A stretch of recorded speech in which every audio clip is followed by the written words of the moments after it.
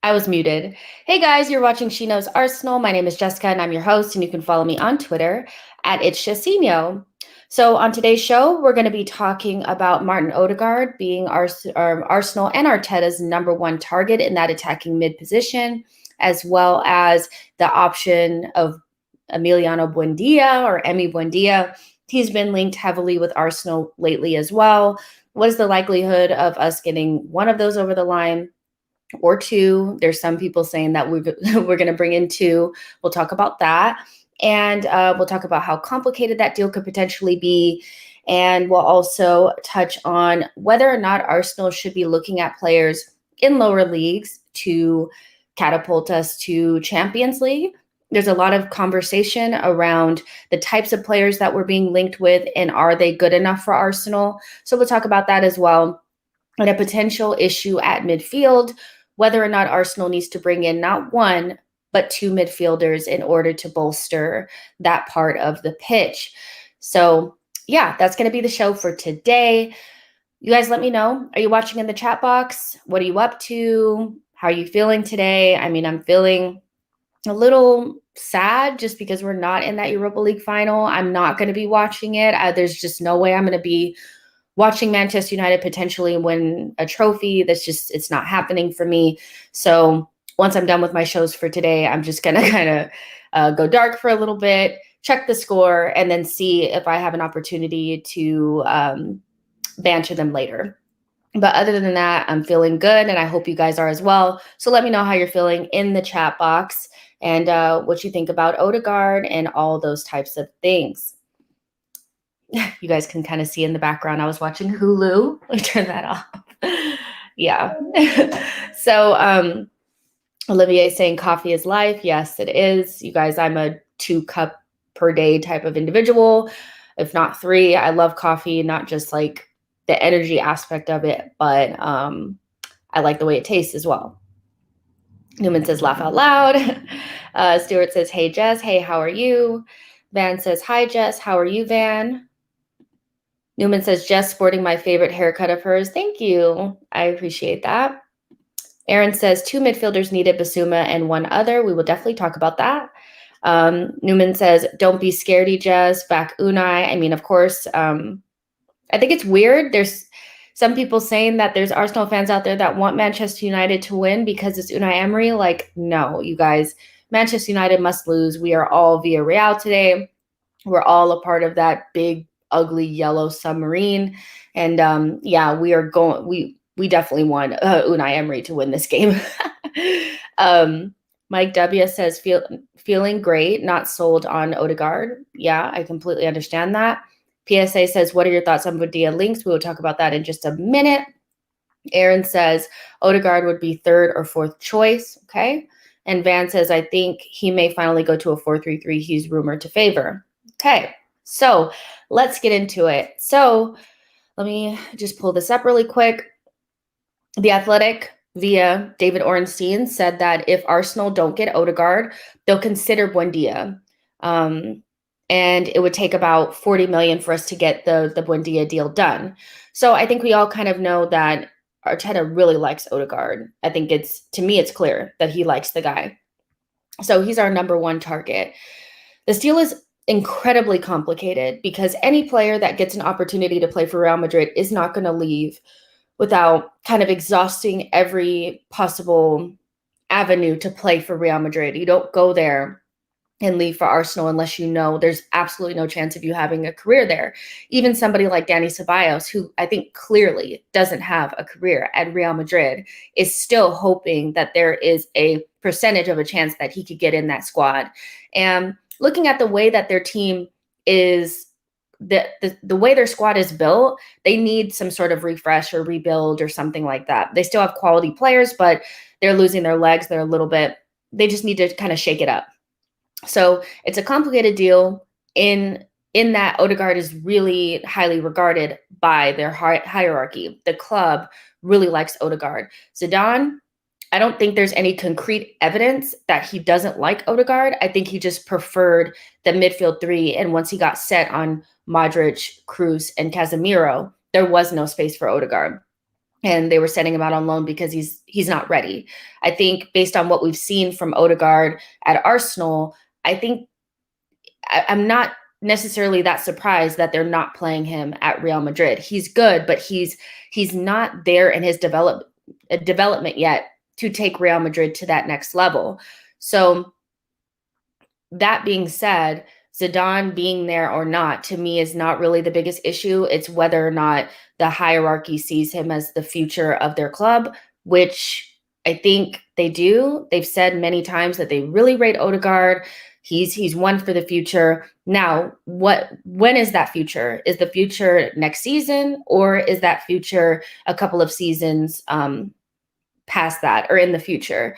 That's important as well, because there may be an opportunity to loan him again. I know that I'm not a big fan of relying on loan players, but if we were to discuss whether or not we wanted to bring in Odegaard permanently or on another loan, I would probably lean more towards another loan. I would prefer a permanent signing, but if Arteta really wants Odegaard, I would rather bring him on loan.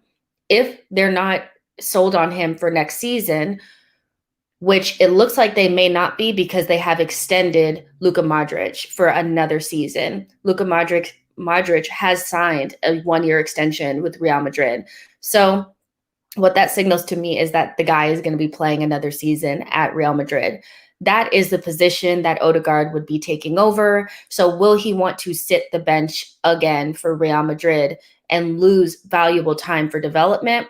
Probably not. So is there an opportunity for Arsenal to talk to Real Madrid and negotiate another loan? That's something that I would be interested in. It would also give us an opportunity to see him a little bit more. Now, if he's really, really set on going back to Real Madrid, then we don't really need to see him. He'd be filling a gap, but it would give us an opportunity to use our limited funds to address other positions like right back, central midfield, which we may have a potential issue in central midfield, and potentially striker or whatever other situation may arise during the summer. So for me, it's a complicated deal for a permanent transfer. I don't think he's sold on Arsenal. I don't know if the club is sold on him for 50 million, but that may not even be on the table. If a loan is on the table, then I would probably take that if that's what Arteta really wants.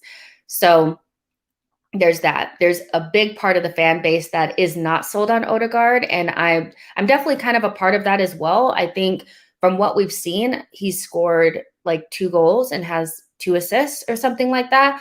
And he got injured, which kind of took away some of the time that he had to adapt. But I sense that he's not a Premier League player. I think he would suit a slower and less physical league. And we need people in that midfield that can fight. And I just don't see him as that type of player. Does he have extreme talent? Yes, I rate his talent. He's extremely talented and he is nice to watch. Poetry in motion type of player, can see the pass, very Ozil-esque. Now, do you see any other teams playing with an Ozil-like player? No. And for me, success leaves clues. There's a lot of trend involved in football. And if we're not going to be innovative, which we used to be, but we're not now, we need to make sure that we are in line with the type of players that will be successful in the Premier League. And right now, those are players like Harvey Barnes, players like Grealish, even players like maybe an Buendia that are a lot more sprinty, a little bit more edgy, have a little bit more grit, and can also offer you goal threat and assists like in a whole entire package. Odegaard strikes me as somebody that's going to get an assist, is good in build-up, but is not going to give you a lot of goals. With a team like us that's really, really desperate for goals and in a system that doesn't really allow our center forward to score lots and lots of goals, we need the 3 behind the striker to be able to score goals. And Odegaard doesn't really strike me as somebody like that. So that being said, let's move on to Buendia. There are people that are saying that we could potentially get both. I think that is very, very unlikely that we would bring in Odegaard even on loan and then buy Buendia. I don't see it. And the reason for that is because we have a real issue in midfield, a real issue in midfield. But just staying on Buendia for a second, it would take 40 million for us to bring him in. And this season in the championship, he has about 15 goals and 15 assists. That's the type of player that we need. I know that it's a big step up from the championship to the Premier League, and maybe all of those goals won't translate. But even if you take away 5 of those, he's still well and beyond any player that we have in terms of their goal and assist output. Maybe Pepe coming somewhere around there, but even Bukayo Saka doesn't put up those type of numbers. Buendia is also somebody that does not shirk defensive duties. He's the type of player that's going to track back. He can press from the front. And those things are important in a team that just does not get involved in the gritty aspect of the game. And I like the player. I like the player a lot. Quotes came out yesterday about where he sees himself playing or how he likes to play the game. And it kind of answered my questions about where he'd be on the pitch. He does play in the right wing position for Norwich, but he plays more like a 10. And for Arsenal, most of our players behind the striker play like creator scorers anyway. So I think he would fit really nicely with Emile Smith-Rowe, Pepe, Saka, and Martinelli and give us some decent balance. He's also in that really good age range of between 23 and 25, which we are lacking. We don't have players in that age range. And for a longer term project, when we get to a point where we actually want to be, you guys, this is not a 1 year, 2 year project. I'm seeing a lot of people saying that we're going to go from 8th to 4th. We're not. It's not happening unless there's significant investment from the club and everything goes right. We're not getting into 4th place, but we can improve. And I don't know. I think this guy is probably going to be the guy. I think this is the person that we should definitely go for. I know that he's not the glitzy and the glammy, but he fits the bill for me, So Buendia, you guys can let me know in the chat box if you would prefer Odegaard or Buendia. What are your reasonings for that? Those types of things. But there's also a question on whether Arsenal should be recruiting from players from lower leagues, So I've seen some tweets going around that we're not going to get from 8th to 4th recruiting players from lower leagues and players that are being relegated from teams in the Premiership. And then, of course, there's always the example of Liverpool, which is not a complete fit because I know that they have Klopp, we have Arteta, and they've also bought world-class players in Virgil van Dijk and Alisson. But again, this is not a 1 year thing. We're not going to address every single issue and have the perfect team right off rip. We're not. And for me, we need to recruit in our bracket. And I think that there are quality players in the championship that were within our bracket that can improve us, can get us closer to qualifying for at least Europa League pretty comfortably, can improve us in terms of technical quality and athleticism. And there's absolutely nothing wrong with that. Liverpool has a very good mix of both players that came from the Tower were going down from the Premiership to the Championship, and world-class players and players that just played in the Premier League like Sadio Mane. So for me, I don't really see it as a big issue. I don't really get it. It's just not something. It's something that I think we need to do more of.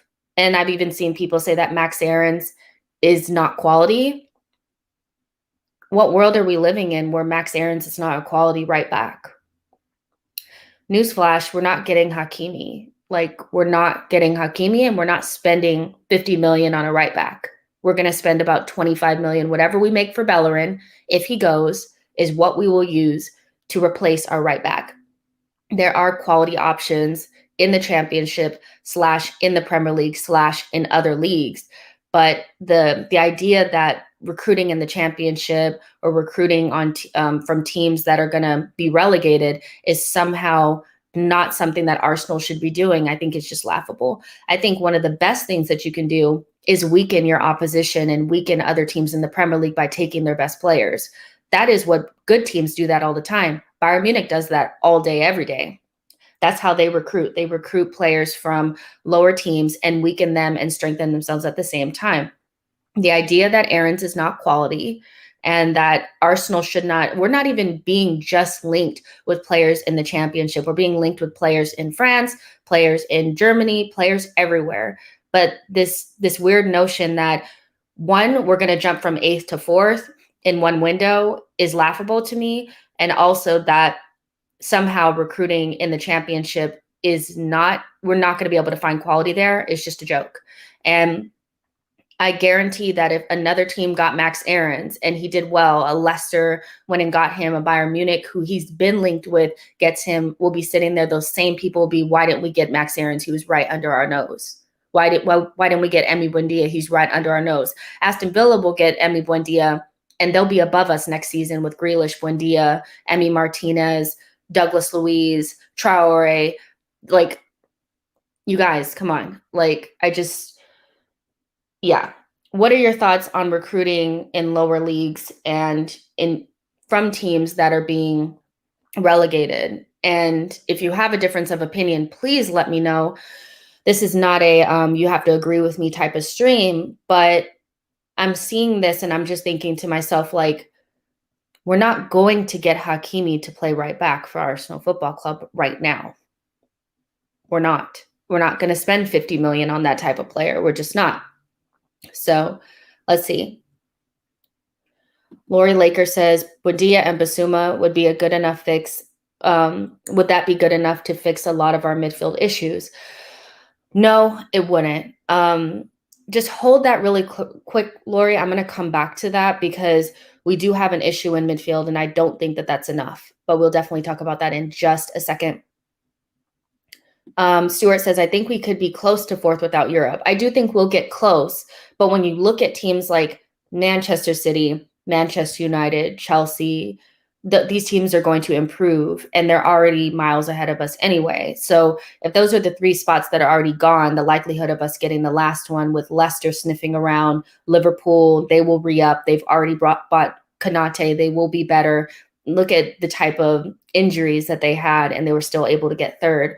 So the idea that we're going to get into 4th, to me, doesn't make sense. But yes, I definitely think that we could get very, very close to it. Olivier says, Premiership or not, he was called for Argentina. It does mean something. It does. It really, really does. Lori Laker says, Buendia, no, he's not glitzy or glam, but he has a track record that MO doesn't. Lower league recruitment served a lot of clubs well lately. We have to cut our cloth accordingly. That league quality, exactly. How many Arsenal fans are talking about Ollie Watkins? If we had brought in Ollie Watkins, they would be spitting up blood. You know, not to be gross, but they would be spitting up blood. But because he went to Aston Villa and he's doing a good job, now all of a sudden I see a lot of people saying we should have brought in Ollie Watkins. I can't turn my back on the championship. I think there's a lot of good young players in that league. And it's not a retirement league. It's a development league. There's a lot of good players in that particular league. And I don't see a reason why we wouldn't recruit there. C. Wilder says, Odegaard just edges it for me. Yeah, and Odegaard is a really quality player. Like, let's get it right. Odegaard is a very, very quality player. My issue with him is not about his talent. It's about his adaptability to the Premier League. And I just continuously see him get pushed off the ball. I'm thinking if he plays in a deeper 8 role, will he be able to sustain that level of physicality? I just haven't seen enough. But that being said, if we brought him back in on a loan, I wouldn't be upset. Like, I would be like, okay, we have a quality player to play in that 10 role. Lori Laker says, Aarons is a Tierney level right back, in my opinion. I think so too. I agree. Aaron says, Ivan Toney is another one in the championship who I think will do well in the Premier League.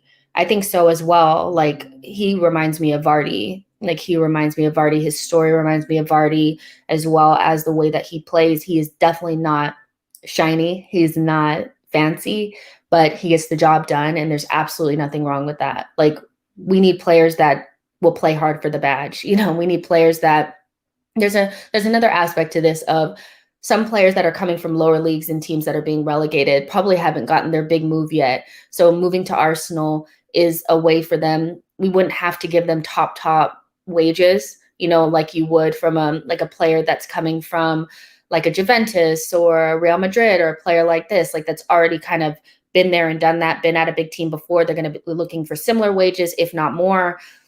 Your first big move, you're not going to get top, wages. So we wouldn't have to give them 200 grand a week. We could just improve them a little bit, maybe give them 100 grand a week, depending on how good the player is. So those things are important to me as well. Newman says, look what George Graham built recruiting from lower leagues. Exactly. I think when you get to the point where these players need more quality around them, then you can go ahead and recruit your Van Dijks and your Allisons. But there's nothing wrong with building a solid base from teams from your academy, some players that you've recruited from other leagues and lower leagues. And as long as they have the right system and they work in that system and the coach knows what they're doing, which is a different conversation. But as long as you have that, I cannot see why it would be a big deal. I really, really don't. I even saw Stuart said, it doesn't bother me. Let's stop with the snobbery. Exactly. Snobbery, it kind of reminded me of something that I saw that Sophie from the Highbury squad, I know a lot of you guys are squaddies in here, was talking about Ward Prowse. And as much as I don't think that I don't think he's like a world-class player, but our fan base would scoff at a player like that. Danny Ings as well. These players are good quality players. They may not be world class, but they would improve us. They would improve us. And you have to have certain players like that in your team. And not every single player is going to be world class. Like Liverpool is literally academy players, freaking players that were relegated from the Premier League, and world-class players all woven together to make this team work. They got into third place, and they finished above a team that spent a lot of money on foreign talent, expensive foreign talent. So not saying that would necessarily work for us, but I don't think we should scoff at it.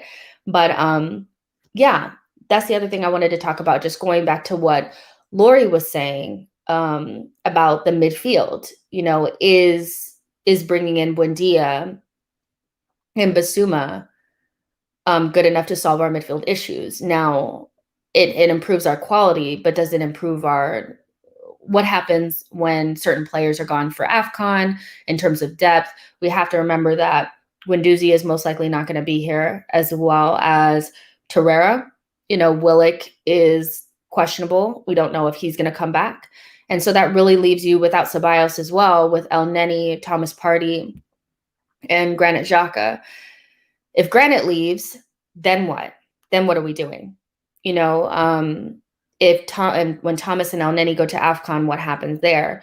We do have an issue at midfield. And that's why when I'm reading reports of people, or not really reports, but people are saying it's not just Odegaard, it can be Buendia as well. I think that you bring in just one attacking midfielder because you have Pepe and Bukayo Saka and Emile Smith-Rowe, but you need to address the players that are going to be playing in the double pivot. A single pivot, maybe if you play with a 3 or whatever, but if we don't have at least 4 midfielders, 2 of them being non-African players for those midfield positions, we're in trouble. We are in trouble. One injury could send us into a tailspin. AFCON is not a really big issue for me because I know it's just a month, and a lot of these nations are going to be in and out of that tournament really quickly. My main issue is throughout the season, what happens when injuries happen. We know that it can happen at any time. So to just have Granit Xhaka, if he stays, El Neni and Thomas, to me is just, it's a little bit, and then if you add Basuma in there, he will be gone for AFCON. What if he gets injured? So I think there is an opportunity to bring in another midfielder, and I think you have to keep somebody else. I think you have to keep Granit. Like, you have to keep him. If you don't keep Granit, you have to keep Willock. You have to, one of them is going to stay. I know that's not what people want to hear. They want to believe that we're going to have this big overhaul, this huge exodus. We will, to a certain extent, but it's not going to be every single player. Every single player that we want to move on will not move on, because you need to get somebody to buy them. It's a contractual situation. Do they want to leave? I see a lot of people saying that Xhaka doesn't want to leave. There's reports that he does, reports that he does not. Until I see somebody come with a bid and buy Granit Xhaka, he's an Arsenal player, and I believe he'll be here next season. So one of Xhaka or Willock has to stay, and I think we would need to bring in somebody else. How do you do that on a very, very tight budget? If you're already bringing in Basuma and you want to bring in a Buendia / Odegaard, what do you do after that if you still want to be able to bring in a right back? You still need a backup left back. So then we need to start looking at something else. So do you guys have any other ideas about additional midfielders that we could bring in, non-African midfielder that could come in for a reasonable price? I mean, we're talking about maybe somebody like a Sanderberg, or you could go to France and find somebody similar to Samari, because there's a lot of Samari-like players, but they can't be African. So that's a very interesting kind of conversation, is how are we going to make sure that we have the midfield numbers? Because we were thin in midfield this season, not only in number, but in quality. Once we let Willock go to Newcastle, it was kind of like, wow, we really don't have a lot here. And Thomas was in and out. So we need to improve in that area too. So I know a lot of people are talking about Ruben Neves. You guys, I don't rate him. I'm sorry. I don't think he's very good. I mean, I think he's okay. But I think a lot of those Wolves players, because they're Portuguese and they play for such a good Portugal team, and because Wolves did so well last season, that the narrative around them is a little bit different than the reality. I think he's just okay. Sanderberg would be a good person maybe to bring in. The reason why I say they can't be African, or they maybe should not be, is because of AFCON.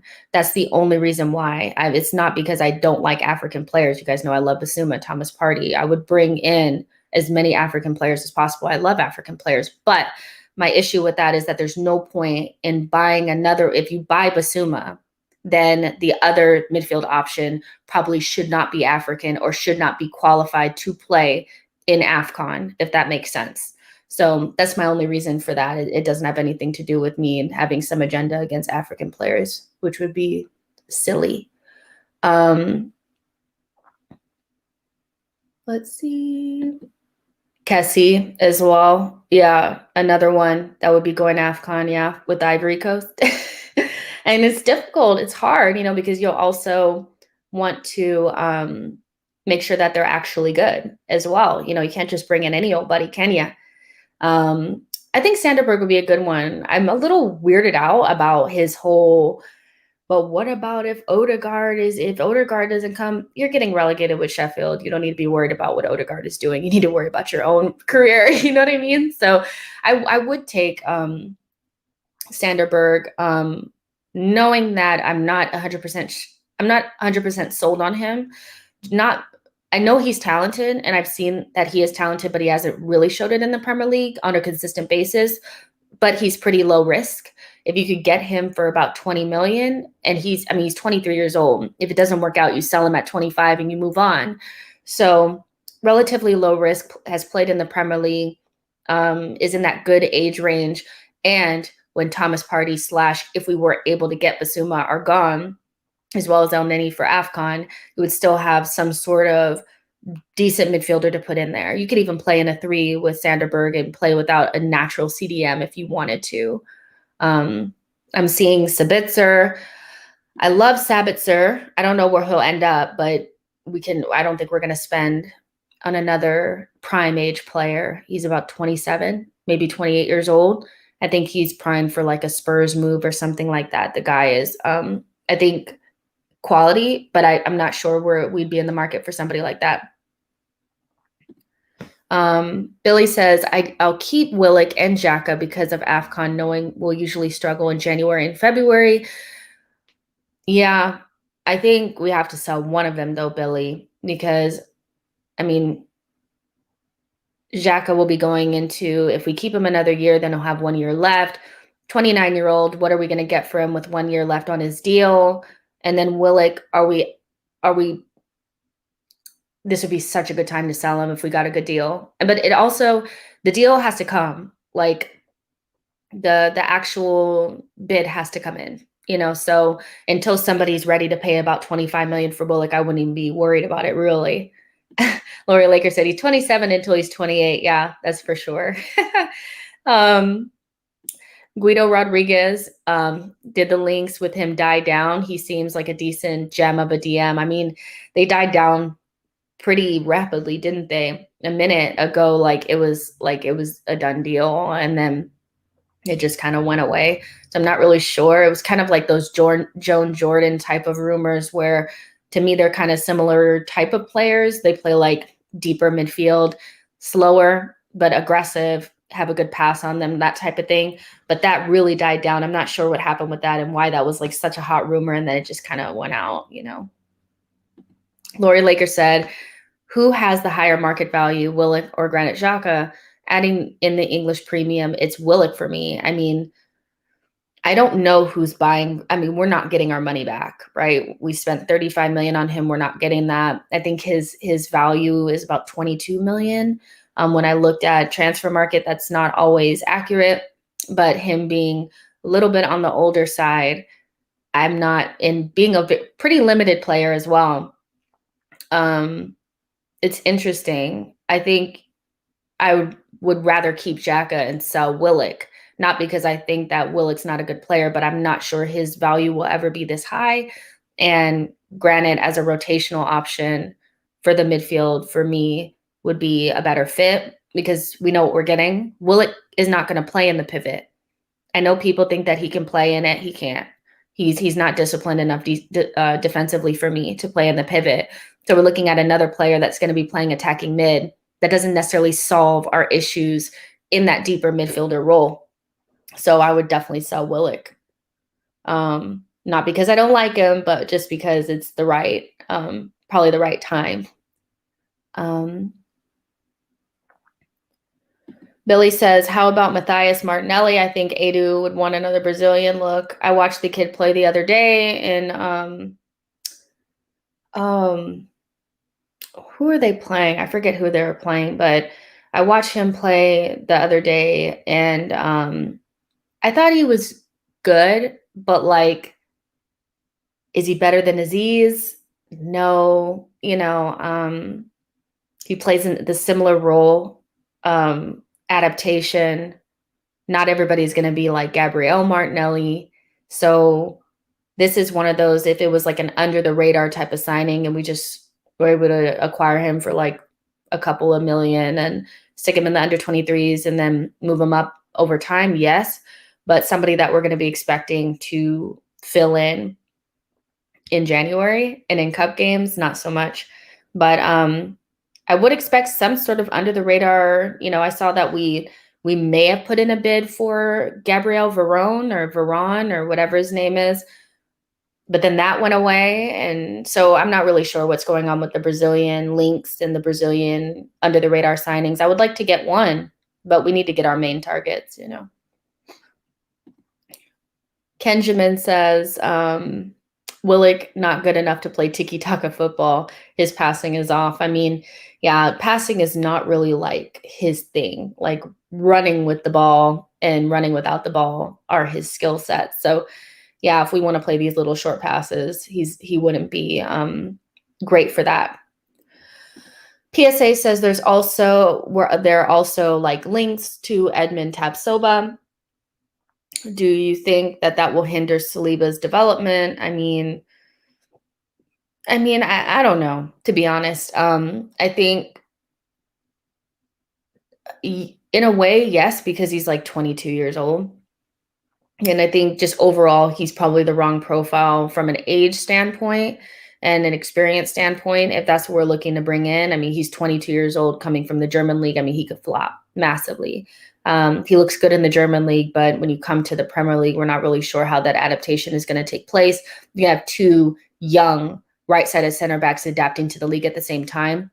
Not sure if that's really what you want. It could hinder Saliba, but my thing is, yeah, I think it will, but at the same time, I'm not sure about these links to Tapsova, to be honest. I don't get it because he would cost like 40 million. I don't understand. I don't get it. He also plays on the left side. I know he can play on the right, but what's the point? Like, what's the actual point of us bringing this guy in? I know it's difficult, but if we wanted to bring in somebody, it would be better if they were a little bit older than Saliba, you know, like 25, 26 years old. Those types of center backs cost money. But if we're going to spend the money, we need to spend it on not somebody that's going to end up being we're going to throw in that pile of center backs that we usually have that are not good. We spent money on them, but they're not really good. You know, we don't really need that. If we're going to spend money on the center back, it needs to be a prime age center back that's going to actually improve us. If not, don't even get one. Just continue to play holding.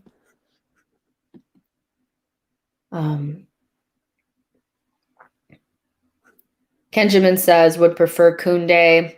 My only issue with Koundé is his size. I'm not a big fan of the 6-footer type, center backs. I think he's good, but I think he's also like in almost like pre-agreement with Real Madrid. Real Madrid is buying up center backs. I mean, well, they got Alaba, I think, already, right? And then if they get Koundé, then one of them is going to leave, Varane or Ramos, most likely Varane. So it's going to be interesting for Real Madrid this summer. Theo Machine says, getting Aouar for the reported 20 to 30 million is a must, such a steal, and exactly what we need. It's so funny because there's a lot of people that are saying, I don't want him now because he hasn't played well this season. Sometimes you have to have foresight. You have to be able to, first of all, talent does not just disappear in a season. That's not how it goes. Sometimes environment, timing, all those types of things can disrupt your season.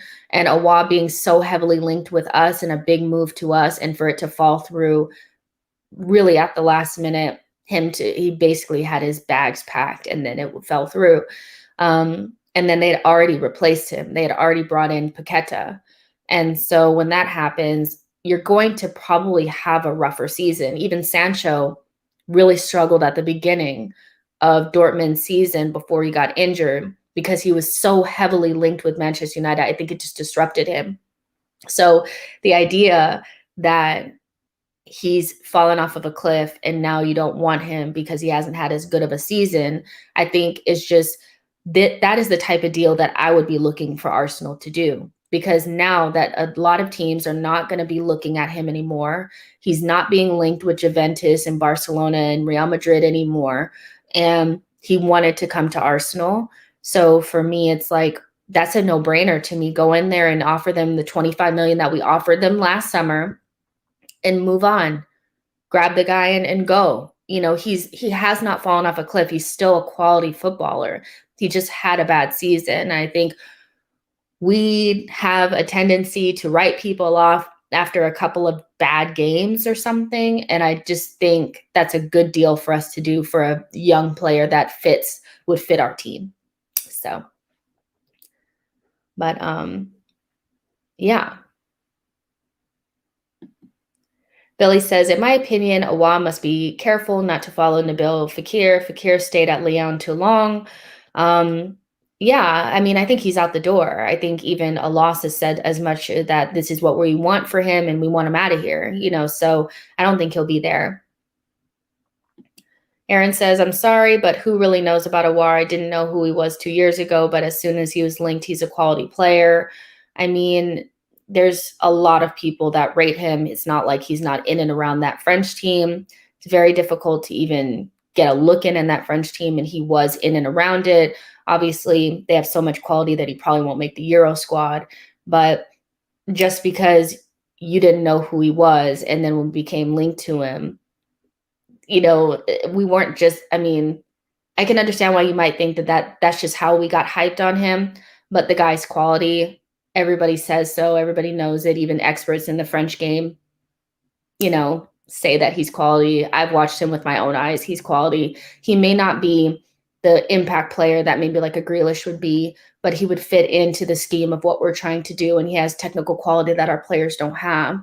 So he is quality, period. I don't know what to tell you, Aaron. Guy's quality. He may have not had a good season this season. I mean, in a bad season, he still had like 7 goals and 7 assists or something like that. I mean, that's not that bad if you're not really playing every game.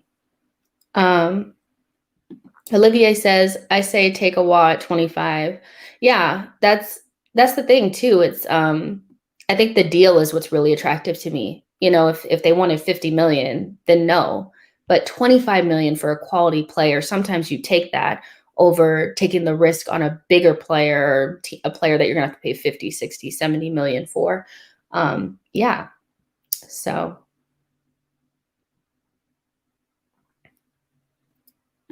I mean, you can use this logic with a lot of different players. If he was that good, somebody would have got him by now. So it was Thomas Partey crap because nobody else wanted him last season. No, so the argument that if he was that good, why didn't anybody else go and get him? Juventus actually really wanted him and had a deal almost sewed up for him as well. You guys have to remember we were in the middle of a global pandemic during last summer, and we're still coming towards the end of it. So just because at 21 years old, Barcelona hasn't come and spent 100 million on him in the middle of a pandemic doesn't mean that the player is not good, so no, that's just me. Kenjamin, I did hear the underlinks send him back to wherever he came from. He was at Roma on loan at Leicester. The guy, did he even play? Really? I mean, I don't think so. PSA, would you keep Guendouzi? No, I wouldn't. I think he's over. Shouldn't you be getting ready for your Europa League final? I mean, what are you really doing here? And a lot of Manchester United fans wanted Partey, and the only reason why they're saying that he's not good is because he's not a part of your team right now. So, yep, sorry. Thomas Partey is a world-class player. You may not like him now because he's not at Manchester United, but he is good. It was probably similar to me saying that Pogba, because he's had a couple of bad seasons at Manchester United, is not that good. He's world-class. He just plays for Manchester United. But it's hard to be impartial when you're talking about a rival player that didn't come to you. All right, you guys, that's it. So next, let's see. In about 2 minutes, 2 minutes, I'm going to be coming back on, but on another stream to talk about the England squad, the provisional England squad, the fact that Bamford and Tomori were left out, and talk about who should make the final cut or not. Spoiler alert, Bukayo Saka makes my final squad, so that's that. But again, I'm not going to be watching that Europa League final. So that'll be the last stream for today. And then we'll talk tomorrow. And I also have a big announcement on Friday. So make sure that you are staying tuned for that. Like the video, subscribe to the channel. I love you guys. You're awesome. And yeah, I'll talk to you guys soon. Bye, guys.